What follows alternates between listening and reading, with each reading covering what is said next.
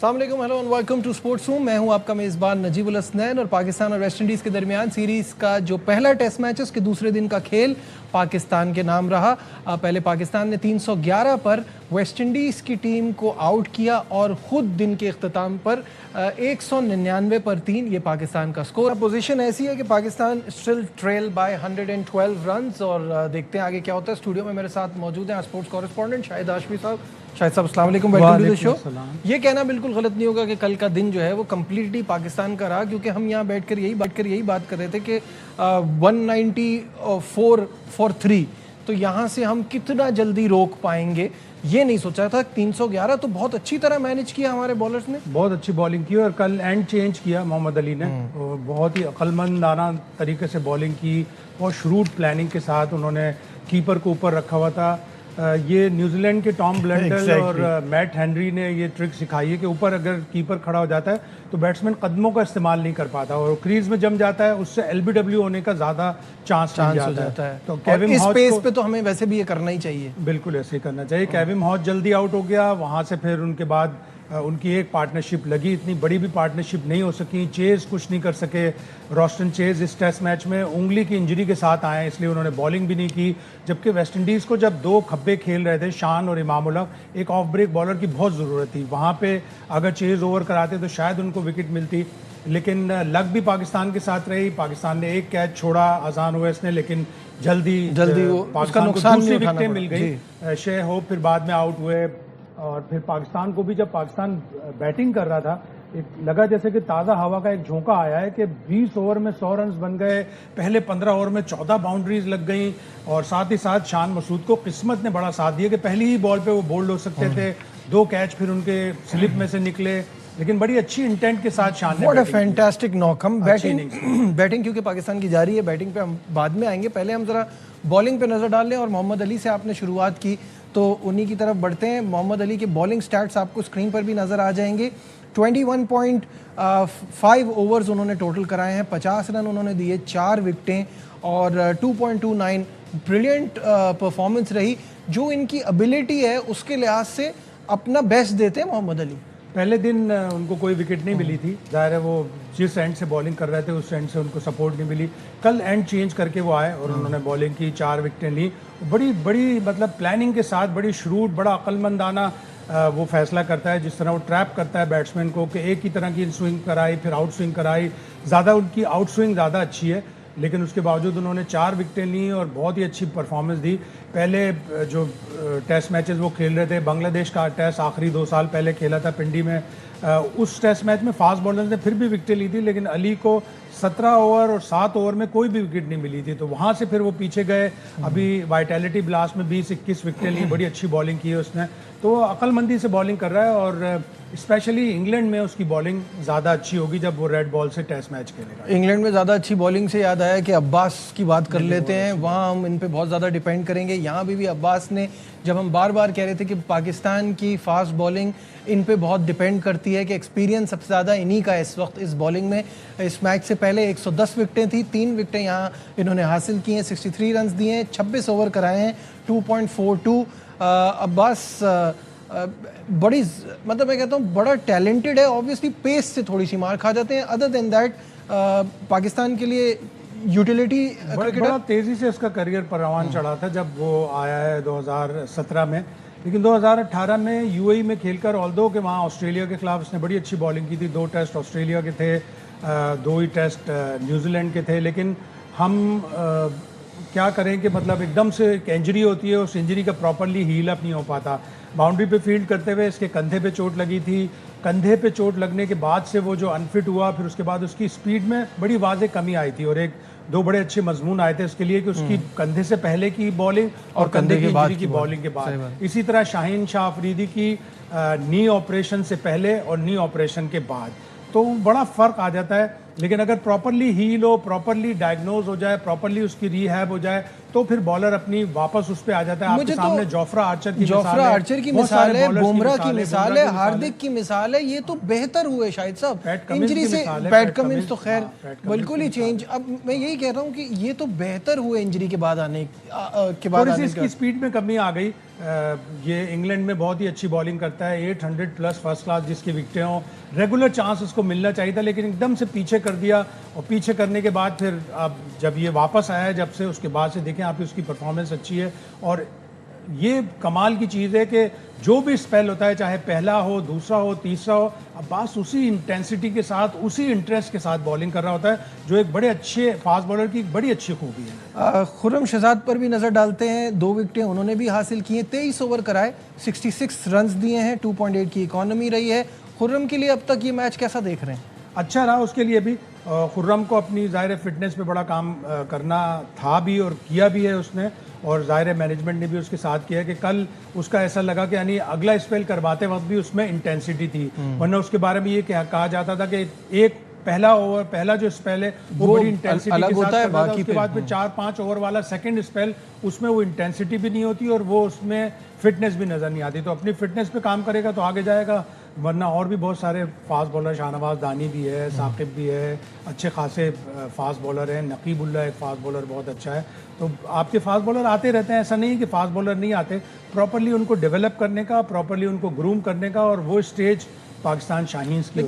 लेकिन शायद भाई जो आप कह रहे हैं, बहुत सारे फास्ट बॉलर, यहाँ मीडियम फास्ट का वर्ड यूज़ करना पड़ेगा, क्योंकि पेस तो हमारे पास नहीं है। पेस लानी चाहिए थी। हमारे पास एक एहसानुल्लाह बॉलर था, एहसानुल्लाह की भी रिहैब प्रॉपरली सही नहीं हो पाई। अब वो बेचारा रोग आ रहा है चारों तरफ। अभी एक वनडे टूर्नामेंट मुल्तान में करा रहे हैं, उसमें 4 या 5 या 6 ऐसी टीमें, 4 टीमें शायद, उन 4 टीमों में भी उसका नाम नहीं है। तो अगर वो वापस आया है, अभी PSL में कराची किंग्स ने उससे लिया था, ग्रेजुअली वो वापस आ रहा है, तो उसको भी थोड़ा सा चांस दें, इसलिए कि उसके बारे में ही था कि उसकी स्पीड बहुत अच्छी थी। अब जब से वो वापस आया है, यकीनन जाहिर है फिटनेस का प्रॉब्लम हुआ, इंजरी हुई, रीहैब प्रॉपरली नहीं हो पाया, तो उसकी भी बॉलिंग स्पीड में तो कमी आई होगी, लेकिन रेगुलर क्रिकेट खेलेगा, उसकी हाइट अच्छी है, उसकी बिल्ट अच्छी है, वो भी पाकिस्तान हमारे बॉलर्स का ये भी तो मसला रहा है कि अब हम एक बात कर रहे हैं कि हम रेड बॉल के क्रिकेटर्स को अलग करेंगे, तो उससे शायद कुछ फ़ायदा हो, क्योंकि हमारे यहाँ सारे आते हैं रेड बॉल से, और फिर वो कोशिश होती है उनकी कि वो वाइट बॉल में चले जाएं। इस टेस्ट मैच में थोड़ा सा नजर आया कि हमने अपना रेड बॉल का अटैक अलग किया है, लेकिन अभी ये वेस्ट इंडीज़ की टीम है, ज़ाहिर है आपसे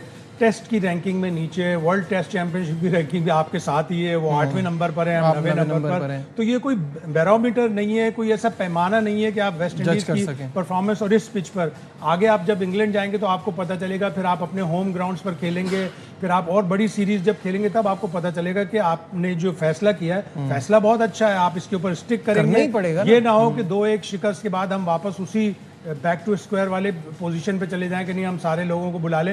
लेकिन अभी भी बहुत से लोगों का ये ख्याल है कि आपको इंग्लैंड में शाहीन शाह अफरीदी या नसीम शाह में से किसी एक बॉलर को लाना होगा। ठीक है, अगर आपने सेकंड टेस्ट में उबैद शाह को चांस दिया और वो अच्छा करता है, फिर शायद ना हो, लेकिन आपको थोड़ा बहुत सोचना पड़ेगा कि वो 3 टेस्ट हैं, वो 2 टेस्ट नहीं है, वो 3 टेस्ट हैं। बिल्कुल सही है। आमिर जमाल के पे भी नज़र डाल लेते हैं, ऑल्दो उन्होंने 15 ही ओवर कराए और सबसे ज़्यादा रन इस पूरे फास्ट बॉलिंग यूनिट में इनको पड़े हैं, इकॉनमी 5.4 की, 1 विकेट लेने में कामयाब हुए हैं आमिर जमाल की वापसी और इनका एज एन ऑलराउंडर परफॉर्म करना पाकिस्तान के लिए शायद सब कितना इंपॉर्टेंट है?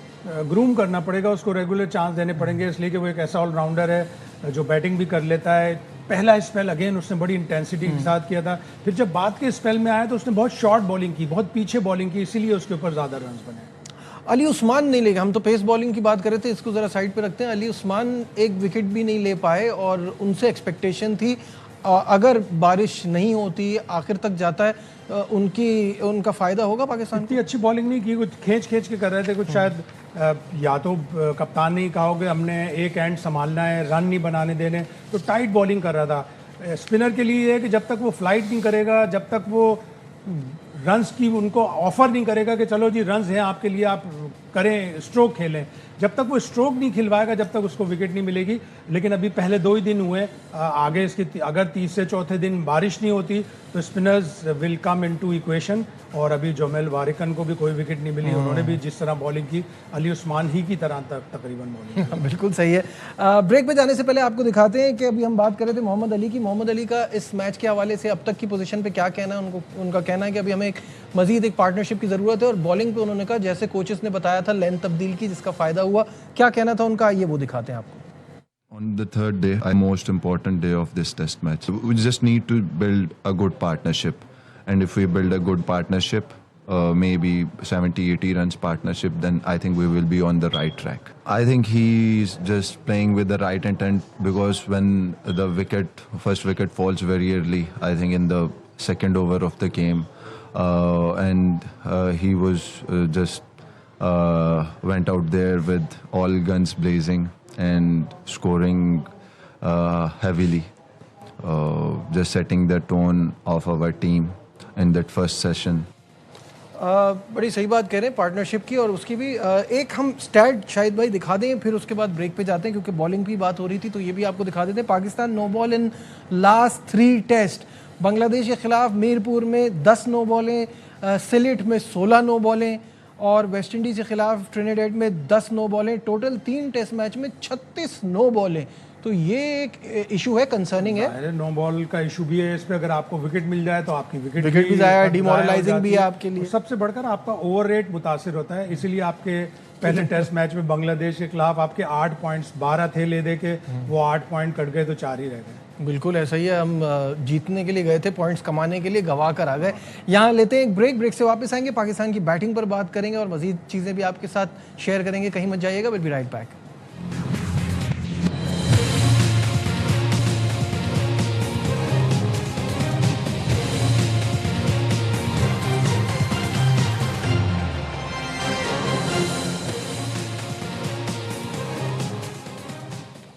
Glad to have you back once again to Sports Room in conversation with our sports correspondent Shahid Hashmi साहब। शाहिद साहब, अब पाकिस्तान की बैटिंग पर आ जाते हैं, जिसमें अजान ओवैस जो है वो अनलकी रहे और 9 गेंदों का सामना उन्होंने किया, लेकिन कैमार रोच का शिकार हुए। ओपनिंग स्टार्ट अच्छा नहीं मिला, लेकिन उसके बाद इमाम उल हक और शान मसूद बहुत ज़बरदस्त दोनों खेले। शान ने तो आते ही जो इंटेंट शो किया, और उसको किस्मत ने भी उसका साथ दिया कि वो कई दफ़ा बचा, लेकिन उसने अपने स्ट्रोक्स नहीं रोके। और लंच जब से पाकिस्तान ने बैटिंग शुरू की, उस वाले सेशन में 11 में से 10 चौके उसने मारे, लेकिन जब उसने देखा कि आखिरी सेशन में ज़रूरत है थोड़ा सा स्टडी करने की, सॉलिड करने की, उस पूरे सेशन में उसने एक ही चौका मारा है। तो अच्छा है, वही जैसे मैंने पहले कहा कि एक ताज़ा हवा के झोंके की तरह आया कि पहले 15 ओवर में 14 चौके, 20 ओवर में आपके 100 रन हो गए। यानी पाकिस्तान 5 के एवरेज से बैटिंग कर रहा था, जो कि अच्छा है। आप तेज खेलेंगे तो आगे अगर बारिश है तो आपको 100-125 रन की लीड लेनी होगी, बहुत जरूरी है। साथ ही साथ ये भी याद रखना होगा कि वेस्ट इंडीज 194 पे 3 से 311 पे ऑल आउट हो गई। आपका भी स्कोर तकरीबन वही है, 199 पे 3 है। आपको तीसरे दिन अच्छी बैटिंग करके फर्स्ट इनिंग्स लीड लेनी है, और जिस तरह हम सब कहते हैं और जानते भी हैं कि फर्स्ट इनिंग्स लीड पर ही मैच पर ही वो डोमिनेट करते हैं। और बिल्कुल आपने सही कहा कि हमारे लिए तो और मशहूर है कि हमारी, जिस तरह से हम पहले भी बात कर चुके हैं, 7 विकेटें 31, 6 विकेटें 40 इसमें गिरती हैं, और जो ओवरनाइट स्कोर जिसने किया होता है वो फिर वहां से कंटिन्यू नहीं कर पाता। जो हम बात कर रहे थे कि अब शान इतना ज़बरदस्त खेल रहे हैं, तो उनको चाहिए वो इस 88 को 150 और फिर आगे 200 की कोशिश करें। देखिए, दूसरे दिन की किस्मत उसका तीसरे दिन भी साथ देती है कि नहीं 2 बैट्समैन तो सेंचुरी के करीब आके सेंचुरी नहीं बना सकते, नहीं बना शान अगर बना लेगा तो बहुत अच्छा है, और फिर उसको बड़े 100 में कन्वर्ट करे ताकि पाकिस्तान को लीड भी मिले। लेकिन वही सारी चीज़ें देखती हूँ कि वेस्ट इंडीज़ ने कल बड़ी बुरी बॉलिंग की, स्पेशली शमाज जोसेफ ने बहुत पीछे बॉलिंग कर रहे थे, उनको डैरेन समी की डांट पड़ी होगी, बॉलिंग कोच रवि रामपाल की डांट पड़ी होगी। तो आज आके वो किस तरह की बॉलिंग करते हैं, जाहिर है उन्होंने भी टेस्ट मैच में वापसी करनी है। अगले 3 दिन बारिश भी है, 5वें दिन बहुत ज़्यादा बारिश है, तो उसको कोशिश करेंगे कि वो किसी तरह पाकिस्तान को कर्टेल करें, रोकें लीड लेने से। जहां पाकिस्तान ने 70, 80, 100 रन की लीड ले ली, वेस्ट इंडीज़ के ऊपर प्रेशर आया। और इतनी लीड तो इस वक्त दिखाई दे रही है कि पाकिस्तान को करनी चाहिए। हाँ, ये बात आपकी सही है। इमाम उल हक की इस इनिंग पर थोड़ा सा नज़र डालते हैं। 63 ऑन 102 बॉल, 61 का स्ट्राइक रेट और 7 चौके लगाए इमाम ने। बड़ा ज़बरदस्त स्टार्ट दिया इमाम ने। इमाम अच्छा खेला, इमाम के पास एक्सपीरियंस है, लेकिन इमाम का जो रिकॉर्ड है वो बताता है कि उसको कंसिस्टेंसी की ज़रूरत है। अगर आप इतने टेस्ट मैच खेल रहे हैं और आपका 34-35 एवरेज है तो कम है, आपको उसके ऊपर जाना पड़ेगा। इसी तरह शान मसूद पिछले 3-4 साल से रिजवान, सलमान और शान मसूद, यही 3 पाकिस्तान के लिए रेड बॉल में परफॉर्म करते हैं। लेकिन अभी भी अगर 30-31 का एवरेज है तो इसको 37, 38, 40 पे लेके जाना है।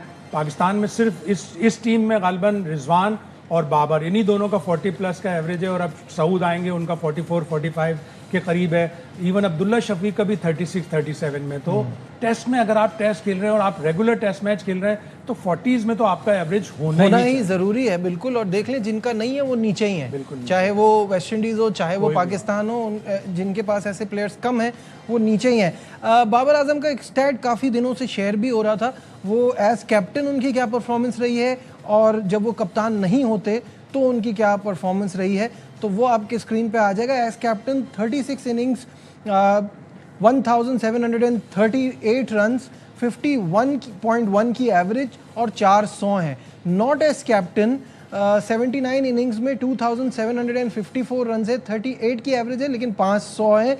एवरेज ही सब कुछ बता रही है कि जब वो कप्तान होते हैं तो वो कॉन्फिडेंट होते हैं। लेकिन कल की इनिंग्स पर भी नज़र डाल लेते हैं तो 23 रन किए बाबर ने 38 बॉल्स पे, 60 का स्ट्राइक रेट, 3 चौके लगाने में कामयाब हुए थे। क्या दो चौके जो जैडन सील्स को उसने मारे थे, ऐसा लग रहा है कि जैसे आज बड़े रिदम में है, अच्छा खेलेगा। फिर उसको गेंद बड़ी अच्छी पड़ी, स्क्वायर हो गया और फिर वो कैच निकल के पीछे चला गया। अपने ऊपर नाराज भी था कि मैं किस तरह मैं इस बॉल को नहीं खेल सका प्रॉपरली, उस गेंद के ऊपर पूरी तरह से आया नहीं बाबर। तो वो अनलकी रहा कि उसको इतनी अच्छी गेंद पड़ी। लेकिन ये बड़ा फैक्ट है कि उसका एज बैट्समैन, एज कैप्टन उसका एवरेज ज़्यादा अच्छा है। लेकिन जब से उसने सेंचुरी नहीं बनाई, अब ये 33rd इनिंग्स गालिबन हो गई कि 33 इनिंग्स में उसकी कोई सेंचुरी नहीं है। करियर एवरेज 50 प्लस था, वो ड्रॉप होके जब से सेंचुरी नहीं बनाई 34 का एवरेज है। तो 34 का एवरेज अगर पिछले 2-2.5 साल में जब से सेंचुरी नहीं बनाई उसकी वजह से एवरेज 40s में आ गया, अदरवाइज उसका 50s में था। और कैप्टनसी की रिस्पॉन्सिबिलिटी है। अब तक 2 दिन के टेस्ट मैच में सब ने उसकी कप्तानी की तारीफ की है, बेहतर है, उसने बोल्ड लिया, उसने कप्तानी में बॉलिंग चेंजेस अच्छी की, अपने स्पिनर का इस्तेमाल इतना अच्छा नहीं किया या अपने स्पिनर को बताया नहीं कि जाके के किस तरह से बॉलिंग करनी है। अदरवाइज बाबर की कप्तानी में निखार आया है और फिर जाहिर है अगर उसने आगे मजीद कप्तानी करनी है तो इस निखार को भी लाना है और पाकिस्तान को मैच भी जीतना और खुद भी अच्छा करना है ना, ये भी बड़ा इंपॉर्टेंट है क्योंकि बैकबोन इस टीम की बैटिंग की वो उनको ही होना चाहिए। Moving on, Pakistani middle order बल्लेबाज जैसे अभी शाहिद साहब ने बताया सऊद शकील ज्वाइन करेंगे पाकिस्तान टीम को, वो रवाना हो गए हैं।